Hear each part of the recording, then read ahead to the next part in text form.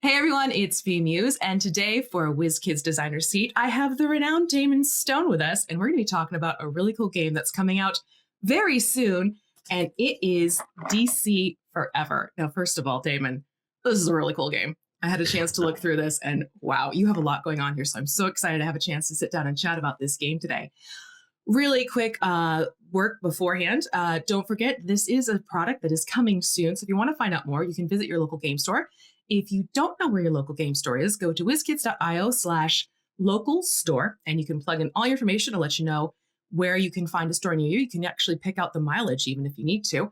And if local's not an option, you can also go to shop.wizkids.com to find out more on our online store. With that all said and done, Damon, would you mind just giving a quick overview of yourself for those who might be new to the board game industry and not familiar with who you are?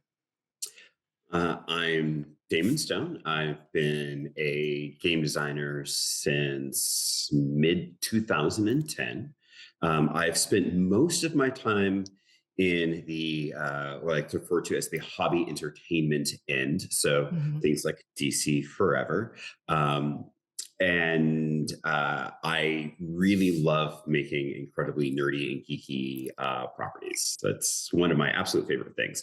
More recently, I have been teaching applied game design classes, and Cool. I've been doing some historical game design. Oh, that sounds awesome. Yeah, I thought I saw you were doing some events at Gen Con, right? For the tutorial type of stuff or the informative type Yes, of approach. Really yes. very cool. Okay, that's awesome to find out. So for anyone who's not familiar with what DC Forever is, what is it?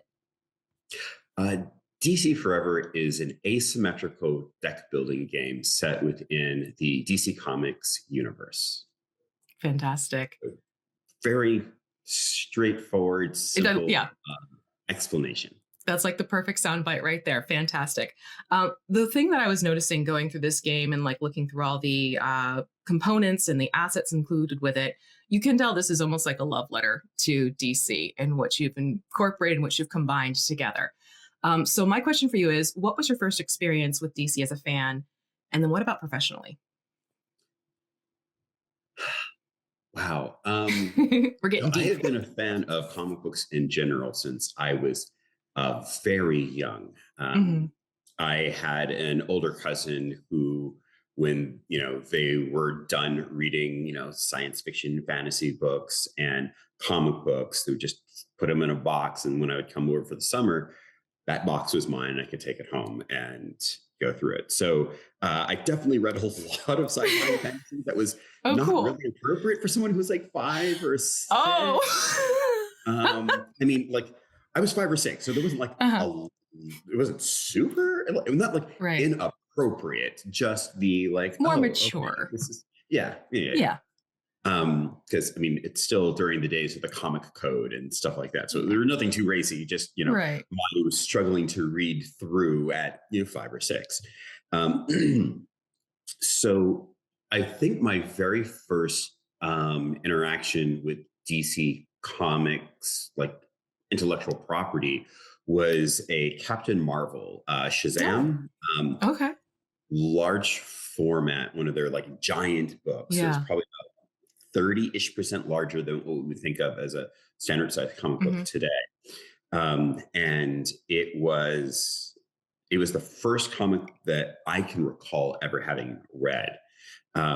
And as is often the way, when you find something that uh, is new and different and interesting, you go, well, as is the way for me, I go Yeah, all in. okay. So suddenly, like, I wanted to know everything Mhm. there was about Captain Marvel and all of this stuff. And so I started going through the box looking for all of the other Captain Marvel Okay. comics.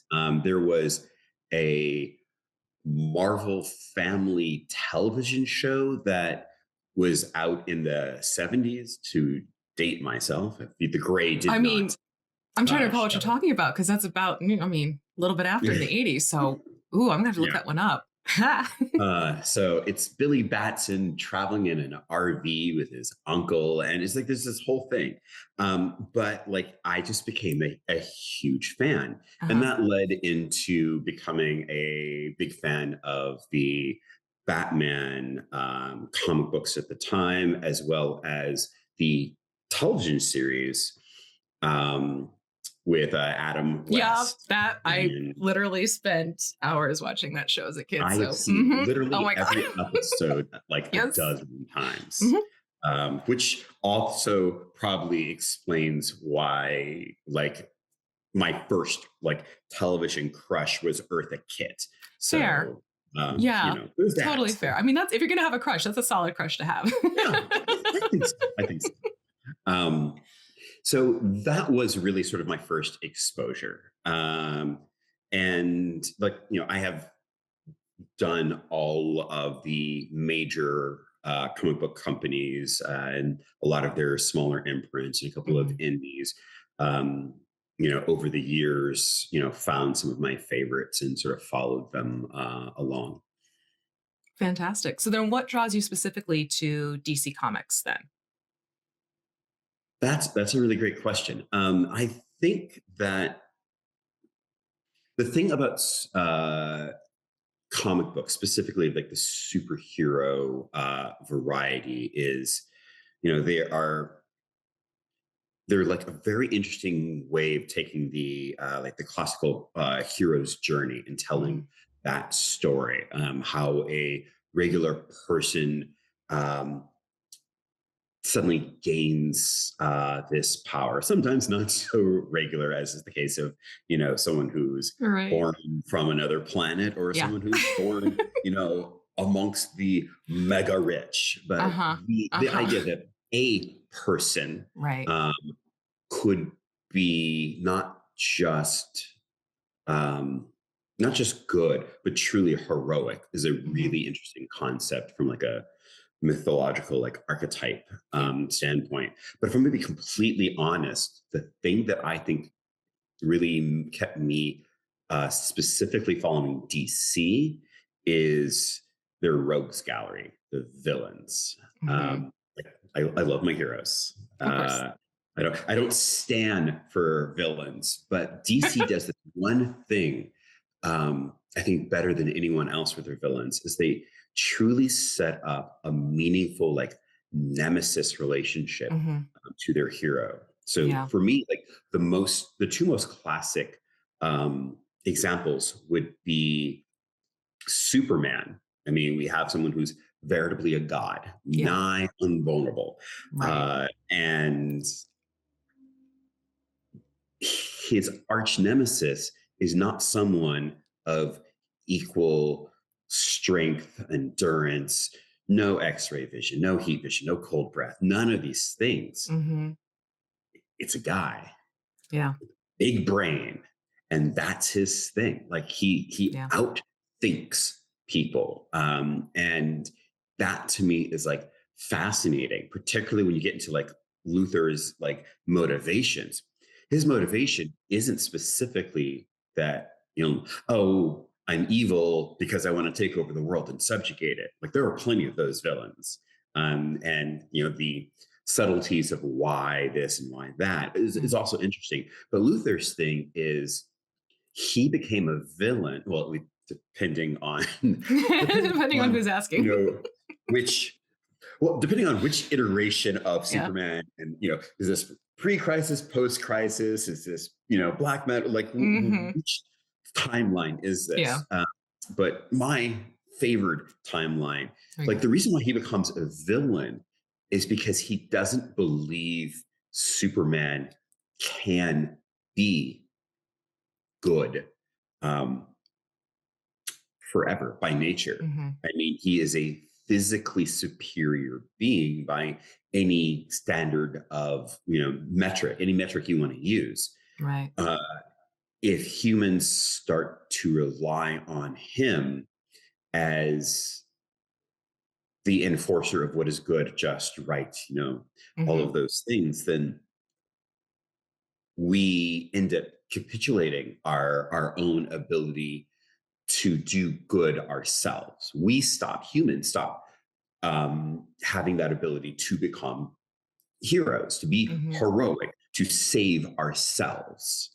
And it's a fascinating like concept about like oh, this is your villain origin story. Like Yeah. that to me is just amazing. And if we look at any of the multiple like parallel universes or alternate timelines where Superman does go, the Hmm. wrong way, it just goes to reinforce that, Lex is right. I mean, does that justify the way that he goes about it?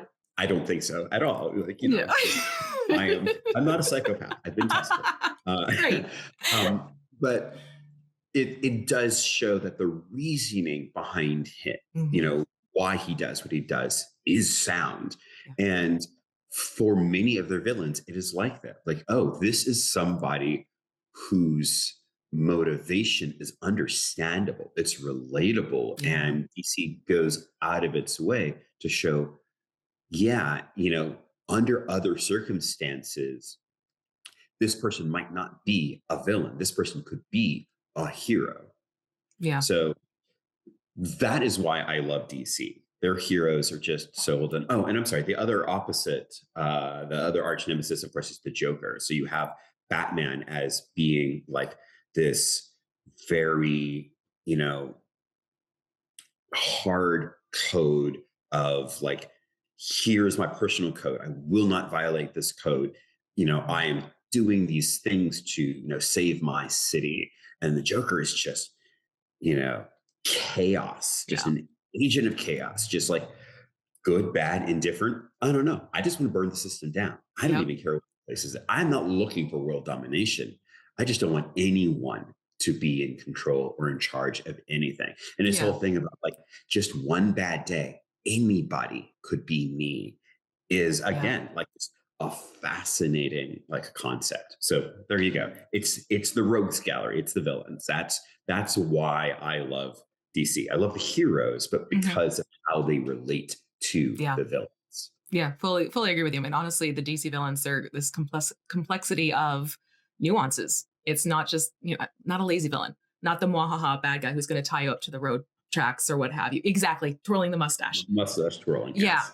You don't have that kind of villain. You have these villains where you're kind of reading about it, like, damn, you're kind of relatable. And I don't know if I'm comfortable with that or not. So definitely get where you're coming from on this one. So clearly you have a love of DC characters, full scope heroes and rogues. What are some of your favorite characters that made it into the game? Oh,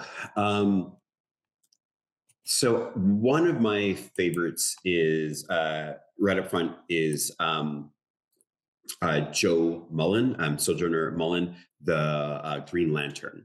Okay. Um, she was written by N.K. Jemisin, which is one of my all-time absolute favorite authors. And Nice. when I found out that she was writing a comic book, I was like, "Oh, please tell me more." And then I found out she was writing Green Lantern. I'm like, "Say less, okay?" Like, right. I want Uh-huh. this all the time. Yeah.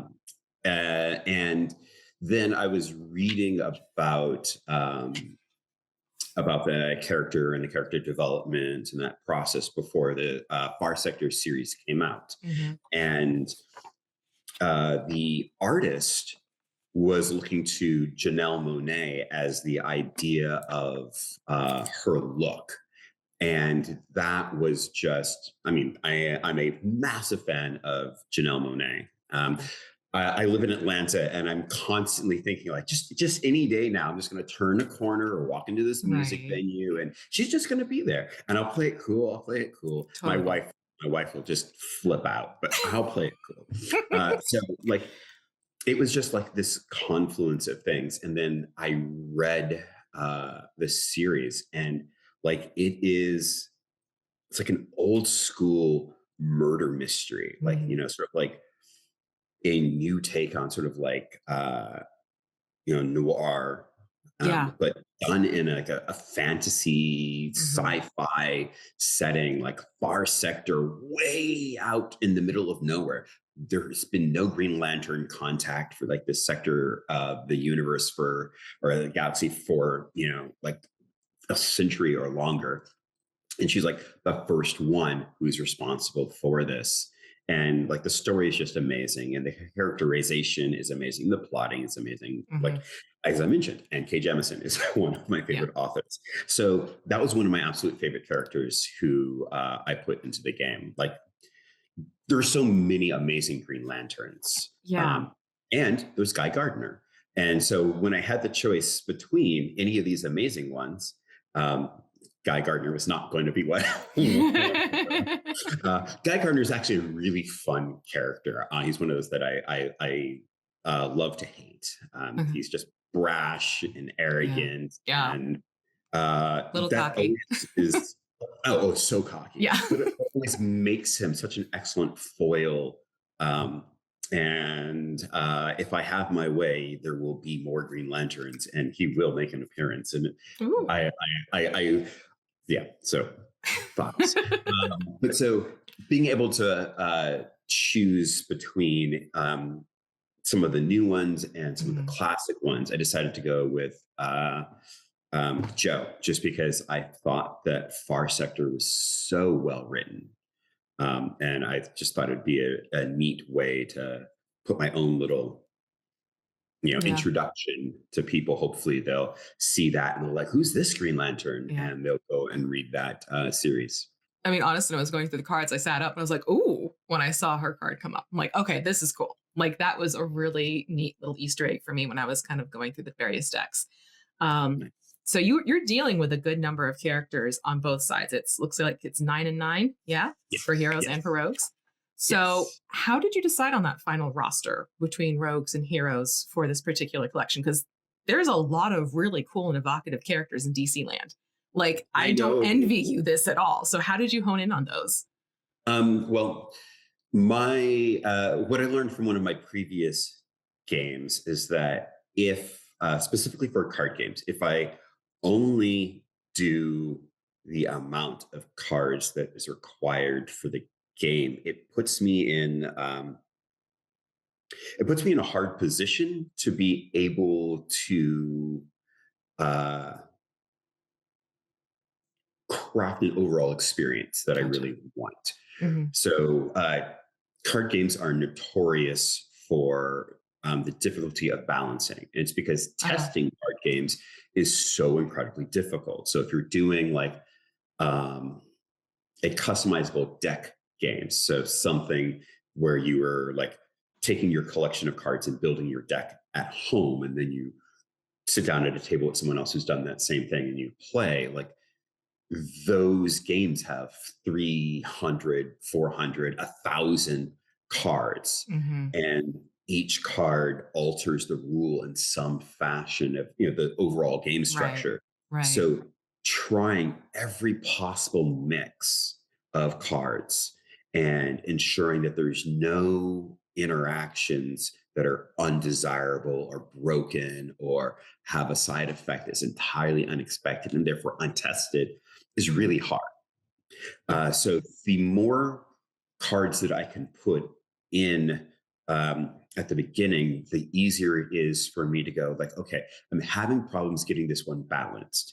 This one's consistently too weak most of the time, except under this one set of narrow circumstances. And when that one narrow set of circumstances happens, it's too overpowered. And Oh, finding that fine line of like, this is the happy middle, okay. um, it can be difficult.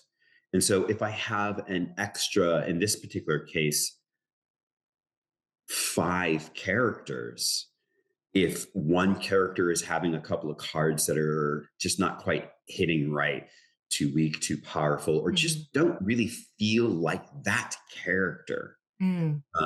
then I can set them aside and I can like, okay, so we've gone from 14 down to 12, from 12 to 11, from 11 to the final 9. And that's basically the way that it works. I was also really trying to keep the pairing as much was as possible between the sides.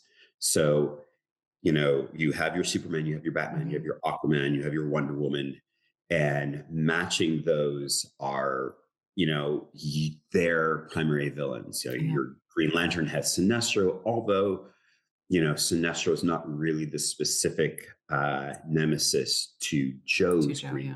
Lantern. Yeah. There was still a parody there that I Hmm. felt really comfortable with. So I was trying to, keep those together.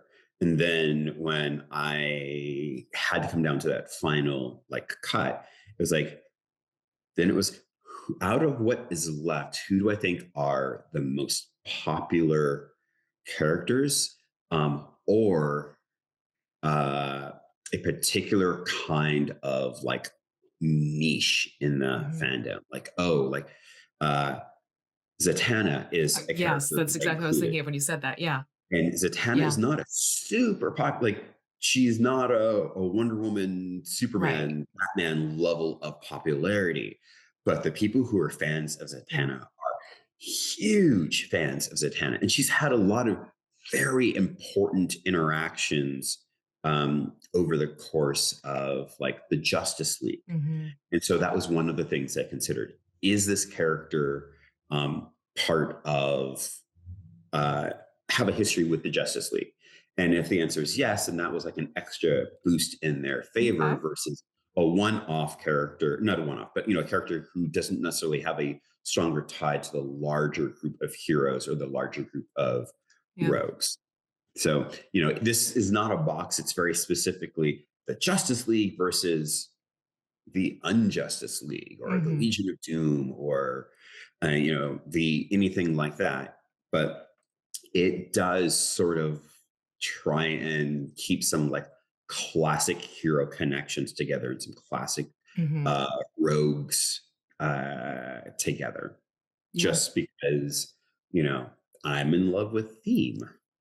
And you can tell because the balance really is beautiful. So I'm really excited about how this is, no pun intended, playing out in terms of characters.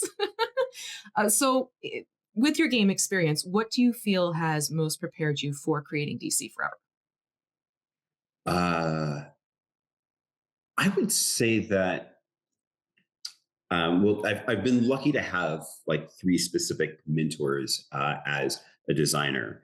Hmm. Eric Lang, who is a god amongst card Yeah. game designers, and I was really lucky that the first two games that I became the lead designer on were Eric Lang games, things that he had Okay. designed way back in the day, games that I played before I was a designer when I was Oh, just cool. pure, gamer, pure fan, and loved his designs and loved his games. And I learned and continue to learn so much from him and his designs. Um, Nate French, another dear friend and another great mentor, the person who basically got me into game design and helped mentor me through that process. And the final is an old boss of mine, Michael Hurley. And just the way that he thinks about games and holds like these two sometimes conflicting thoughts together. Like you have like the pure side of like the game design, and then you have like Hmm. the professional side of game publishing. And there are some things that are like amazing from a design perspective and some things that are very difficult to be able Right. to like actualize, like Hmm. physically be able to create, Pull it together. a Yeah. thing that brings that cool idea into place, or it is a thing that you can do, but the only way to do it right is going to cost like, five times as much as this other way, which is not quite as cool. Hmm. But if nobody other knows that other one, they will think that this is super cool and Right. innovate. Let's do that one Yeah. because we can actually make it. So Hmm. um, they are the people that really helped like shape my design theory and sort of like what I use as my like daily flow when I'm going through designing sets. And for me, like I'm definitely a theme first designer. I Okay. know some people who think of like, here's this neat, mechanic or this interesting Hmm. idea, and I'm going to add this system around it, and then I'll stack this mechanic and this Hmm. thing over here. We will join it together. And you know what would be an interesting theme for this? Um, Farming in post-bubonic plague France. I did not think you were going to go in that direction, but yeah, My wife's favorite game is fair. that theme. Okay. It's just farming, Uh huh. and a lot of the mechanics don't distract from the concept that you're Hmm. supposed to be farming, but a lot of the mechanics don't make sense from the context. It's like, hey, Interesting. you can have, you know, a sheep, but you must, you know, have it in like a pinned area. That makes sense. Or you can have the sheep in your house. What? I'm not sure if these people have ever been around a sheep.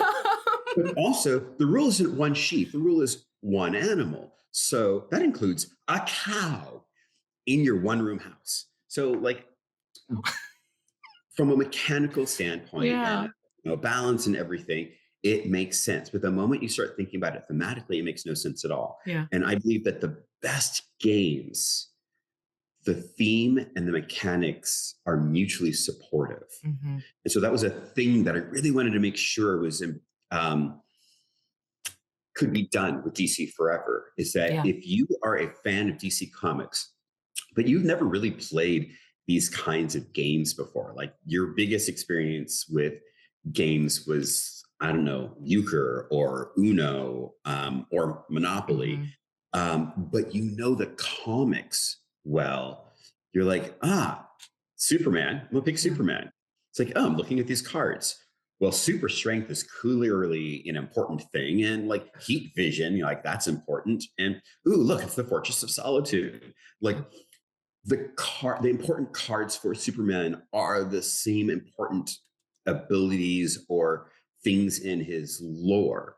And if you just try to be Superman in the game and do Superman stuff, Hmm. you're using the character right and well. Yeah. And if you never read a Superman comic, looking at the cards, you're like, oh, this has got a +3 to, rescue.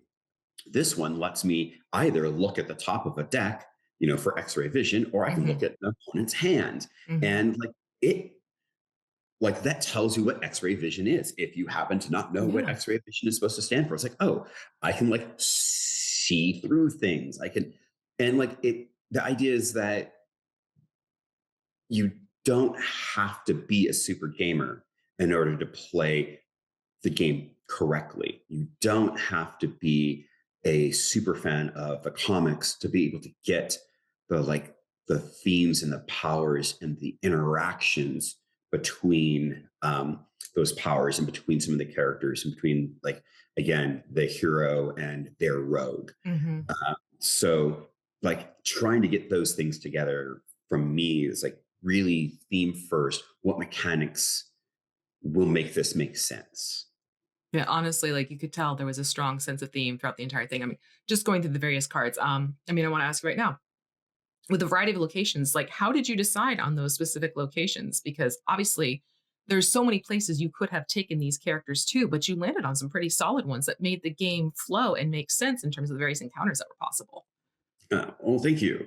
A lot of it was just looking at what characters were going to be in the game and trying to pick locations that were either meaningful for that specific Hmm. character, um, or meaningful for like a storyline that was part of sort of like the focus for my vision. Hmm. One of the things, as I mentioned before, is like comic books in general. DC specifically has lots of like alternate realities, Yeah. multiversal theory, but they have alternate timelines thanks Hmm. to the Flash, and other things, but thanks to the Flash, Yeah.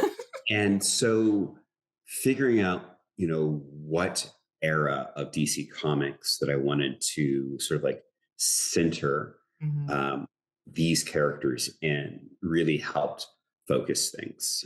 So there were, pretty standard things like, Daily Planet.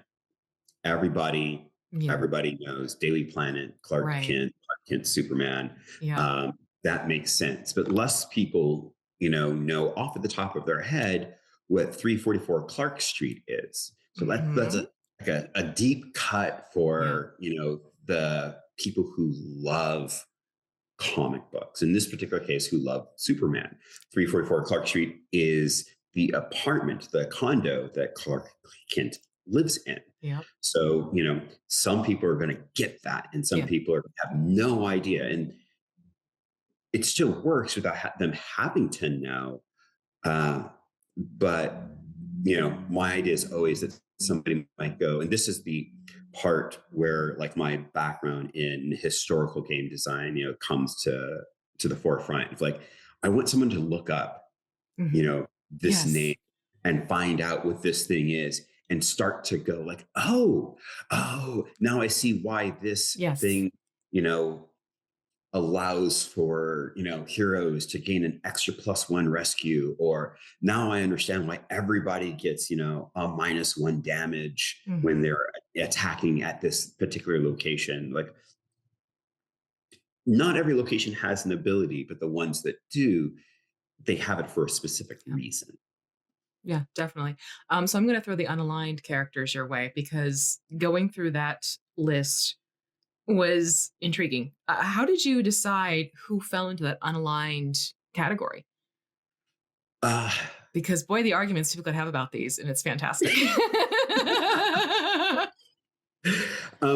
so the unaligned were chosen because DC has a very rich history with anti-heroes. Hmm. Um, they are heroes who maybe don't have quite as strong as a code as Batman does.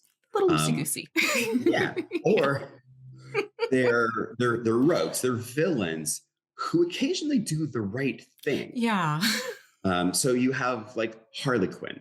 Yeah. Um, in more recent history, she's been a definite hero, Yeah. but her roots were definitely very, very roguish. It's like, Hmm. I'm the Joker's mall. I'm his girlfriend, and I do very bad things Yep. for him in his name. As part of my toxic relationship. And as she pulls further away from the Joker, she's like less bloodthirsty, not less violent, just less No. bloodthirsty. Like Yes. 25% less murder. Yes. So like putting her as an unaligned character made sense given the time frame again in which I was trying to center this particular Mhm. box. At some point, I would not be surprised that she shows up as a full-on rogue, and I wouldn't be Okay. surprised if she shows up as a full-on hero. Um, Interesting. Probably not the same set, although I that was is gonna say, would you interesting do that in too. the same set? Because that would be Um, really I cool to wouldn't. play around with. I probably wouldn't do it for Harley, but I am. If I get the chance, I am most certainly at some point going to put a character. Here's their good version, and here's their bad version, and Oh. because just the idea of having them off against each other would be Uh-huh. super fascinating to me. Yeah. Um, but so that is an example, and then there's people like Black Adam. Right. I mentioned my first love for DC was Captain Marvel, Shazam, and Mhm. his, he has arguably two nemesis. Nemesis. He's got two He's people got that 2 are people. Yes. who are chief amongst his rogues gallery. One is Dr. Savannah, like the original mad scientist, Mhm. the original criminal mastermind genius in comics. And then the other is Black Adam, one who is, who was the first, or at least the previous iteration of who Captain Marvel was, the one selected by the wizard Shazam. And he has been, been a villain and been a hero. But most of the time that he's been a villain, it is very specifically to achieve a goal which makes sense Mhm. from his standpoint. Yeah. particularly in the time period in which this game is taking place. Like he is the protector of a city state, and the bad things that he's frequently doing are good for the people of that city state, Yeah. and uh, the things that he does are that are good are oftentimes still much more brutal and much more ignoring of whatever local or international laws there are, because he sees himself as a god.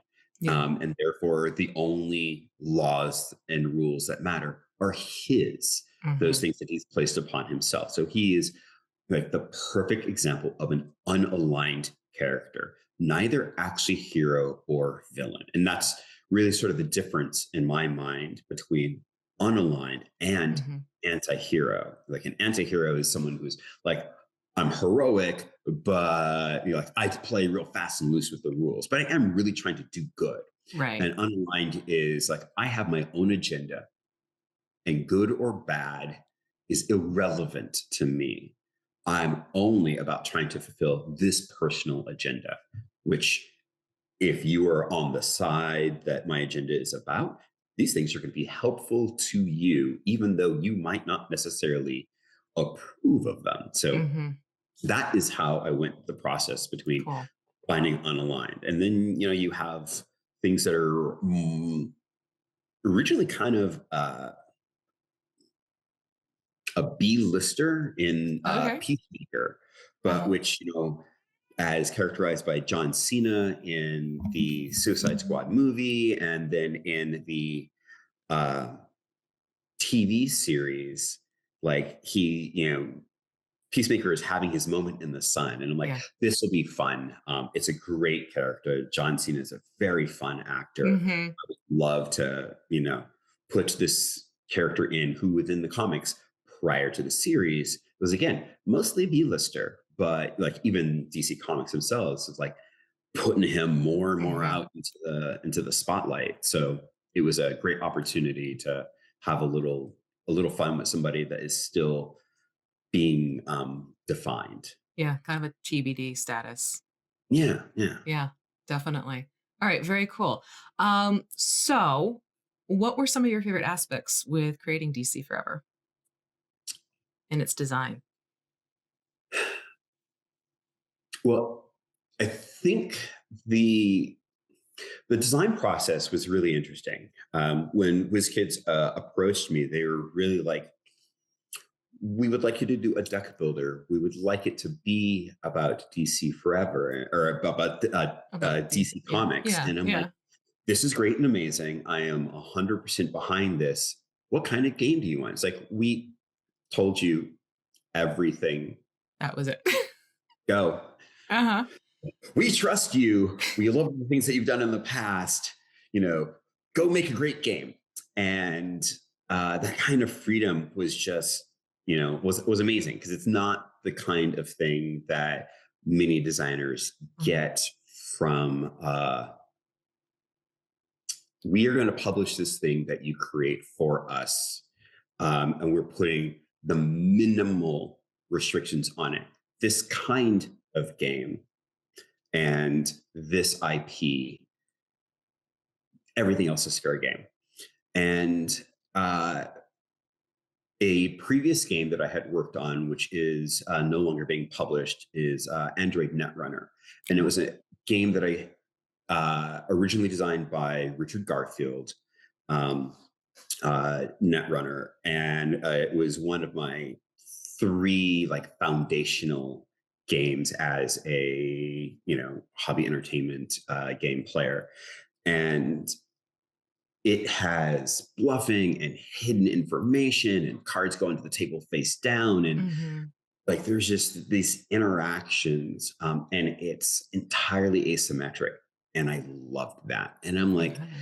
I love the villain so much, and there are a bunch of various tabletop games and computer games and mobile games that use the DC property, Mhm.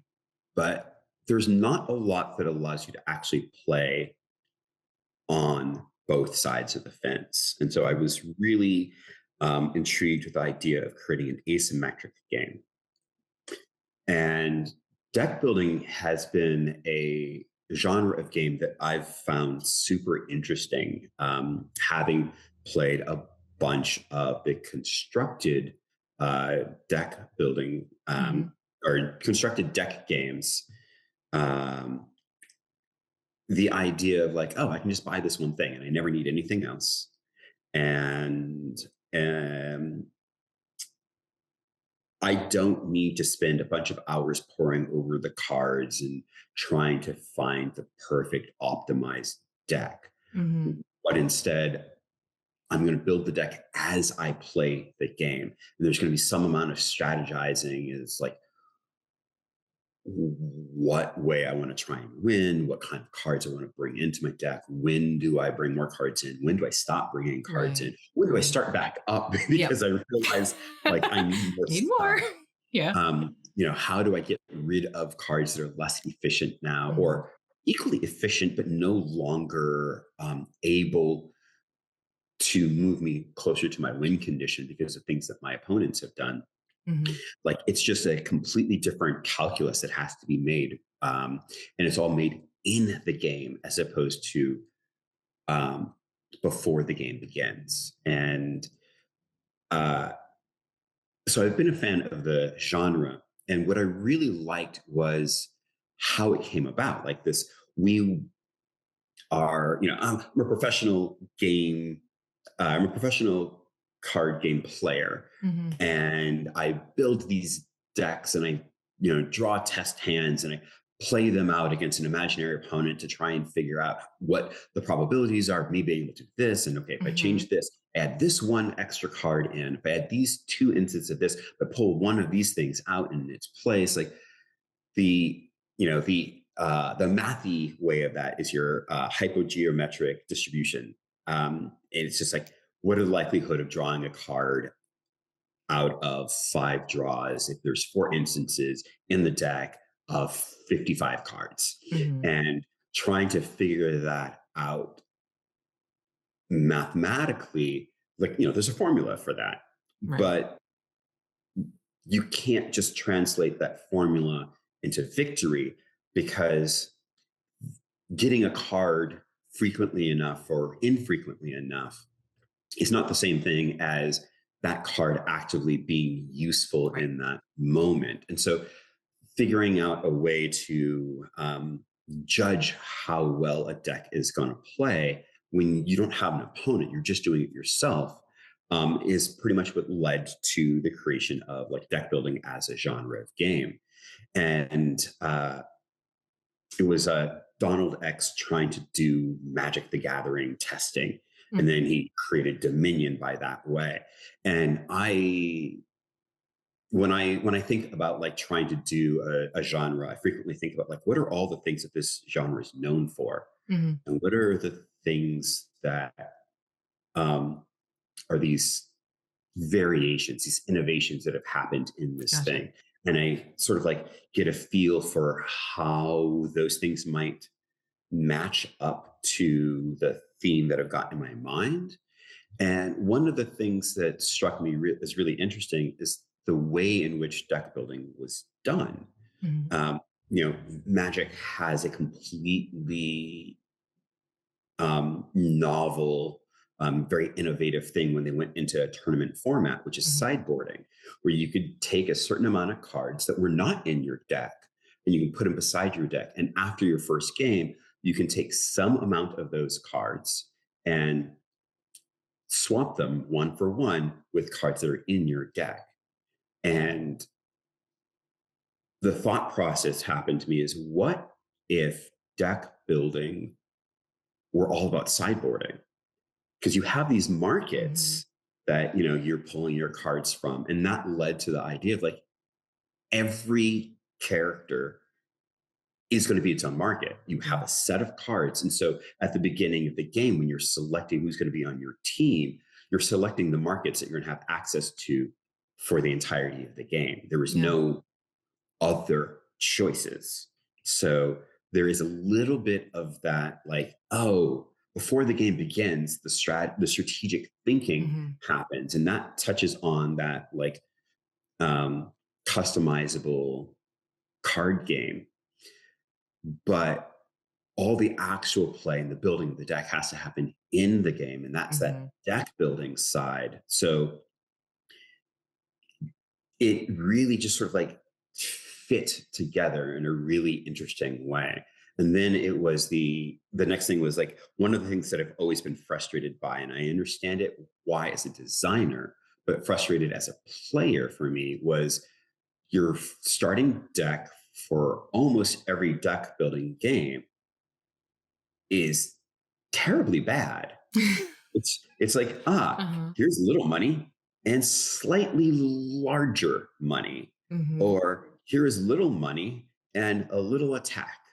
And you don't actually want these cards in your deck at all. Hmm. The whole point for a number of games is to make your deck better by getting the better versions of those cards and then getting rid of those Right. cards as fast as possible. Right. And if you can't do that, you lose. Yeah. There is no winning with your deck being mostly just your basic cards. Yeah. And so I was like, what if there was a deck building game where the cards were not bad? And that sort of led to the idea that when you when you start your original deck in the game, you're picking two heroes, Yeah. and you take their starting cards. Each of the characters have roughly half of their cards have a little star on it. And those are their starting cards. You shuffle those together, and that's your starting deck. And they're not bad cards. Some of them are their strongest cards, Right. and some of them are like very utilitarian. Um, and that just completely changes like the idea. It's like, oh, I don't want to get rid of this thing that lets me, you know, threaten at this location and move three citizens to a scheme. Three citizens is huge because the without playing that card, most rogues can only threaten for one, most heroes can only rescue for one. Hmm. So plus three is a total of four, and that is more than 50% of the way for a scheme. And there are a number of characters who have like that kind of card just in Yeah. their opening deck. So figuring out whether you want to go for like completing the master plan as the rogue player, or whether you want to go for the KO, knocking all the heroes that Hmm. are in play out, will determine like, okay, that plus three to threaten is a really strong card, but it's not really the thing that I want to be Right. doing right now. So Right. I want to get more of these attack cards into my deck. So now I'm paying to add more of those in. And vice versa is true. I really want to go the threaten route to complete my Uh-huh. master plan. Uh-huh. And I have this plus three attack, which is not really helpful. This plus one rest or plus one threaten is actually more helpful for the For thing. what you want So to I'm do. going Yeah. to, get that one, when it comes time for my plotting, that where I figure out what Yeah. cards I want to get into my discard pile, what cards in my hand I want to, get out onto the table or save for when we're going to have our conflict. So these were the things that like sparked in my brain when it came down to really making DC forever. And these are like my favorite things, like the sort of like Hmm. reinterpreting what deck building is, and Yeah. then leaning hard into that like asymmetric nature. Yeah, and it's a fascinating combination. I mean, it's so cool. I mean, I haven't had a chance to actually sit down and play it, but I can't wait to see people playing the game and responding about the game because of these unique takes that you've taken on the deck building aspect. Very excited for that I'm for very everyone. excited Yeah, like it's cool, people. Okay, it's very cool. to. Okay, so then let's see here. What stands out what stands out especially to you about the process of designing DC Forever? So DC Forever started with you choosing one character and getting all of their cards, Hmm. and then having uh, I think it was having 6 characters total. So you'd have 5 that would be in your reserve, Oh people that wow. you could recruit to be on your team. Hmm. And there were 5 locations in play. And through the process of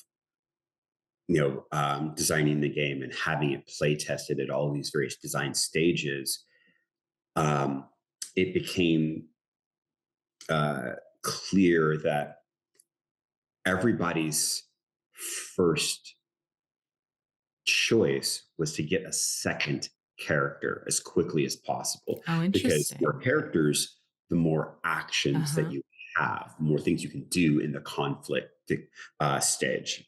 And once I realized that, it's like, this goes back to one of the things that Michael Hurley had taught me, which is like, if the game has a slow start, and that slow start is most players doing the same thing over and over and over again, Mm, start on round 2, start on round interesting. 3. So it's Uh-huh. like 2 Yeah. characters in.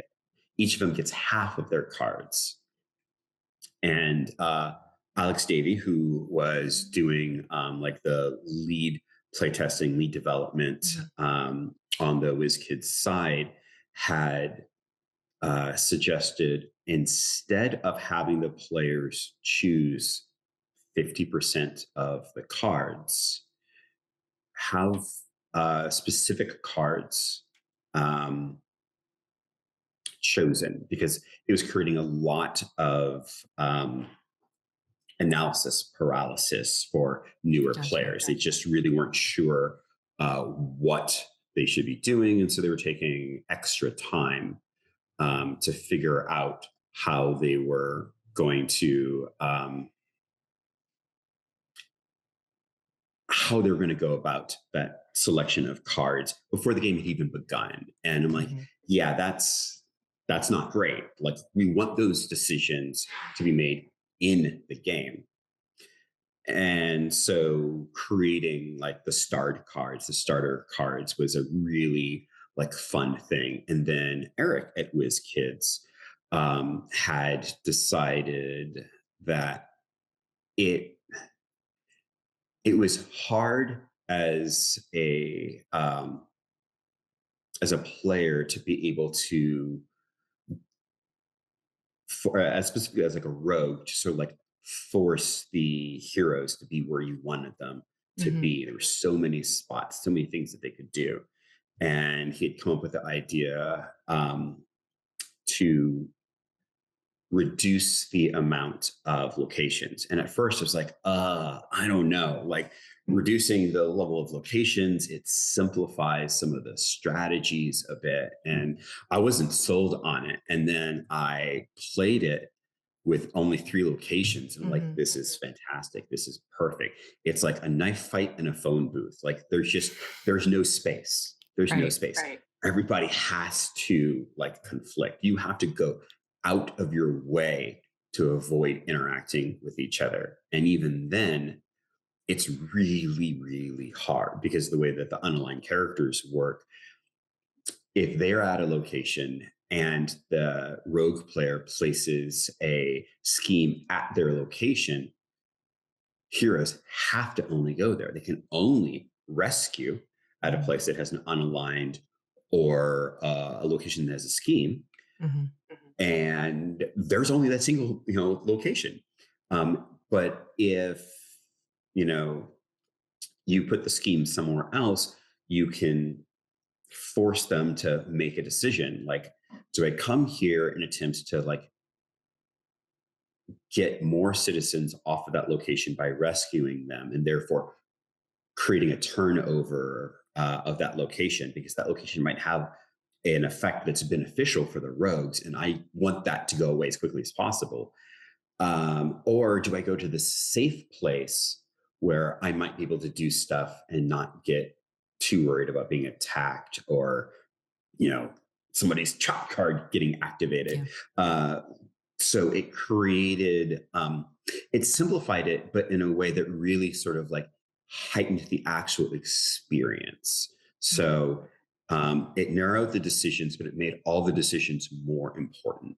And so, like that was Eric Myers and Alex Davey, and those two things, testing them and putting them into the process, just really created.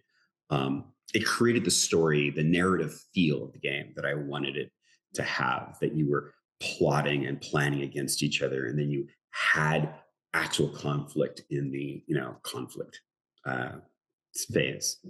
My last question for you, because clearly you have a love for this game. If you had your druthers, which side would you lean towards for gameplay? Hero or rogue? And why?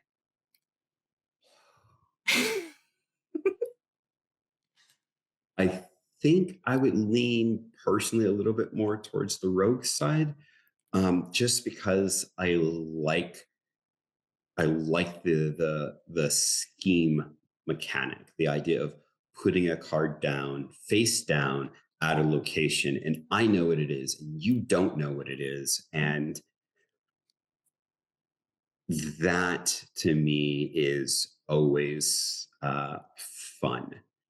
Yeah. Um, but it's really hard because rogues have to go first, and going second is a thing that I really enjoy because it allows me to respond. Like, you've made your decisions, Interesting. and now I can optimize my choices based on the information that I can see, and you don't have an opportunity um, to alter what you have out on the table based on what I just did. So it's it's tough. I would probably say that hidden information for me is just a little bit more, Hmm. makes my heart palpitate a little bit more than the ability to respond. I like being a reactive player, a counter striker. So I'll go with rogues this time. You asked Okay. me tomorrow, It I might might change. change. All right, All right. fantastic. Well, I know that we are getting close to end of time here, and I want to make sure everyone has a chance to come and find you if they would so like. Where are some good places to scope you out on social media or online? I am on Instagram and I am on Blue Sky. Ooh, fantastic. Any particular handle? Or are you looking it up right now? I am looking it up right now. Okay. Well, if you have it ready to go for it, or I can do some I do. Okay. So I'm on Blue Sky at the damonstone.bsky.social. And I am on Instagram at the Damon Stone. Fantastic. So again, we've been talking about DC forever, and we've had a lovely conversation together. Thank you so much for doing this with us today, Damon. I'm thrilled we could do it. Thank you. This has been wonderful. This game is incredible, between the dynamics that we've just been talking about with Damon about the design, between the art that is on these cards and which you can see here on the box. It's truly wonderful. And you still have a chance to get your pre-orders in. So check out your local store if you'd like to. You can go to wizkids.io/local store if you want to find one near you. If local is not an option, you can also go to shop.wizkids.com and check that out as well. But yeah, this is definitely coming soon to a store near you, and you definitely want to act on it to decide if you want to be a hero or a rogue. So hopefully, I would love if we have a chance to chat together again in the future. Fingers crossed. Let's see what happens. But best of luck with all your future ventures and whatever else you have designing in your back pocket, because I can't wait to see what you create along the way. But thank you so much for joining us today. Thank you, V. All right. Take care, everyone, and we'll see you on the flip side. Bye.